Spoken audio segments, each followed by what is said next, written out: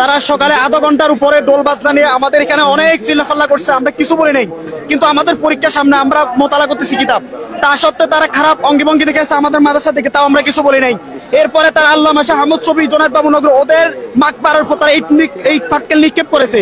শুধু তাই নয়, তারা দেশীয় অস্ত্র নিয়ে চারদিক থেকে ছাত্রদেরকে আক্রমণ করছে এবং আমাদের কিছু সাথী ভাইদেরকে ওখানে বন্দী করে রাখছে ওরা। তারা এগুলো উদ্দেশ্য কি? আমাদের বাংলাদেশের নামধারী সুন্নিরা নিজেকে আশিকে রাসূল বলে দাবি করে থাকেন, অথচ আল্লাহ নবীজি সাল্লাল্লাহু আলাইহি ওয়াসাল্লাম যেই ঢোল বাজনা বাজানোকে হারাম ঘোষণা করে গেছেন, সেই ঢোল তবলা বাজিয়ে তারা জশ্নে জুলুস ঈদে মিলাদুন্নবী পালন করতেছে, আনন্দ উল্লাস করতেছে। নবীজির নিষিদ্ধ করা একটা জিনিসকে দিয়ে আপনারা আনন্দ করবেন আর নিজেকে আশিকে রাসূল বলে দাবি করবেন, এর দ্বারা জঘন্যতম রুচিহীনতা আর কি হতে পারে? আর আল্লাহ নবীজি সাল্লাল্লাহু আলাইহি ওয়াসাল্লামের চরিত্র কেমন ছিলেন? একজন কাফেরও আল্লাহ নবীজির উপরে যদি কোনো সময় টর্চার করেছেন বা অন্যায় করেছেন, আল্লাহ নবীজি তার প্রতিবাদ করেন নাই, উত্তম আচরণ দেখিয়েছেন।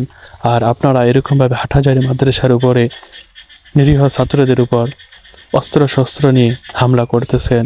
আপনারা কিভাবে আশিকে রাসূল হতে পারেন? পুরা বিশ্বের মুসলমানদেরকে এটাই বলতে চাই, অবশ্যই সকলে নিজের জায়গা থেকে প্রতিবাদ করে তুলুন। আর প্রশাসনের দৃষ্টি আকর্ষণ করে বলতে চাই, অবশ্যই যারা এই জঘন্যতম কাজ করতেছেন তাদেরকে অতি সত্বর শাস্তির আওতায়, আইনের আওতায় নিয়ে আসার জন্য বিনজোর দাবি থাকবে।